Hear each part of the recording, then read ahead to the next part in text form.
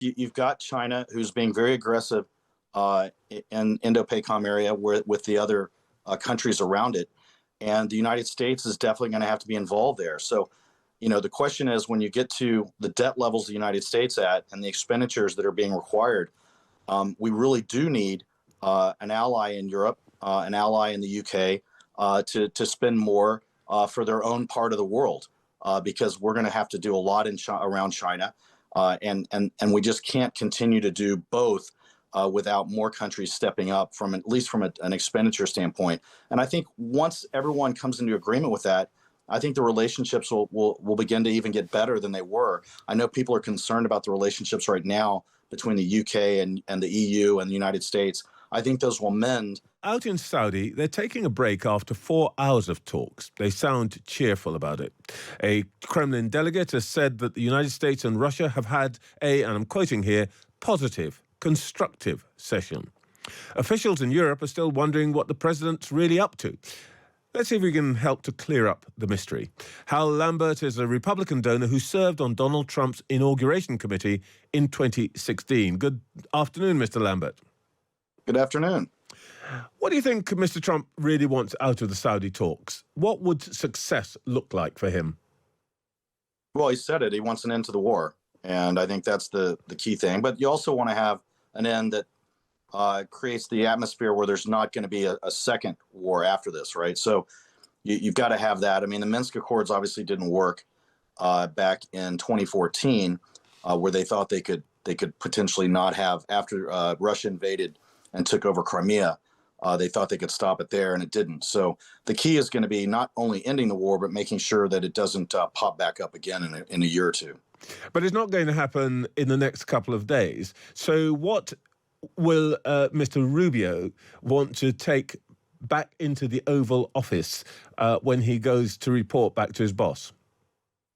Well, I mean, obviously he's going to see what the terms are that Russia's demanding, and then see what's acceptable both to the United States and to Ukraine. So, I know there's been a lot of reporting that Zelensky's been upset that he wasn't going to be at this meeting. My understanding is he is flying into Saudi Arabia, I think, Thursday. So Zelensky will be there in the area. So I assume they're going to be talking to him along the way. He just won't simply be at that exact meeting that's going on. But I think, obviously, this is the first discussions on the terms of how you end the war, what Russia is going to demand, what the United States is going to demand, and what Ukraine wants. Those are all going to be factored into the considerations. And I think Trump will get a very good deal for the United States and for Ukraine. I don't think Ukraine should be as concerned as it seems that they are. I think that things will be where the war ends, and hopefully the European Union will feel good about it as well. I mean, we want a situation where bodies are no longer being created by war, and we can move on and create a world where there's not going to be more aggression from Russia into Europe. Well, it's interesting you mentioned the European Union there. Mr. Starmer, or Sir Keir Starmer, our Prime Minister, said last night that the Americans would need to provide a security backstop to Ukraine in order to deter Russia. Let me first ask, do you think Donald Trump cares very much what the EU, or indeed what Keir Starmer, thinks? Well, care is a word, an interesting word. I mean, he's obviously going to listen to what he said, but I think he also wants the EU to step up. And you saw that with Secretary Hegseth saying there's got to be more expenditures on Europeans' own defense. I think a third of the NATO countries aren't at their 2% number.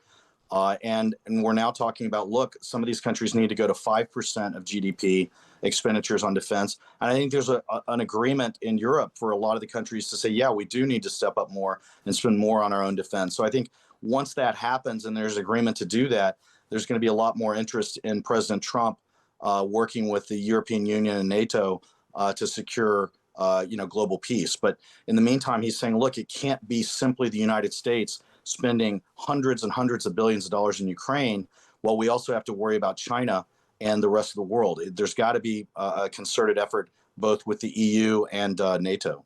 I think this is very interesting. I mean, one of the things that, whether you like Trump's policies or not, you always have to say about him is that he is pretty plain. And from what you've just said, it seems to me pretty clear that what he's really saying to Europe is, look, guys, I've got Indochina to worry about. That is my main priority. And what we're really now doing is clearing the ground so that I can get on with that. But in order for that to happen, you need to, as we might say here, put on your big boy's pants and look after yourselves to some extent rather than depending on us.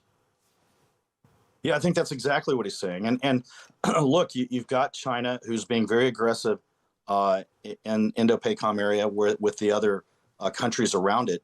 And the United States is definitely going to have to be involved there. So, the question is, when you get to the debt levels the United States at and the expenditures that are being required, we really do need an ally in Europe, an ally in the UK to spend more for their own part of the world. Because we're going to have to do a lot around China, and we just can't continue to do both without more countries stepping up at least from an expenditure standpoint. And I think once everyone comes into agreement with that, I think the relationships will begin to even get better than they were. I know people are concerned about the relationships right now between the UK and the EU and the United States. I think those will mend as we have better discussions. As you said, Trump is very open about what he's requesting. I think the Europeans and NATO allies are open to it as well. They realize it as well. And I think once we all come together on that, I think the relationships will get better. One last thing. One thing that we're kind of unfamiliar with in this new era of directness is what America First means. Now, we've seen a leaked draft contract which indicates that America would demand access to £400 billion worth of rare minerals in Ukraine. Is that what America First means in practice? That if we help you, you've got to give us something back, and in this case, access to rare earth and rare minerals? Well, I mean, using the word help, spending hundreds of billions of dollars in a 3-year war is a little bit soft, I think. It's more than a little help.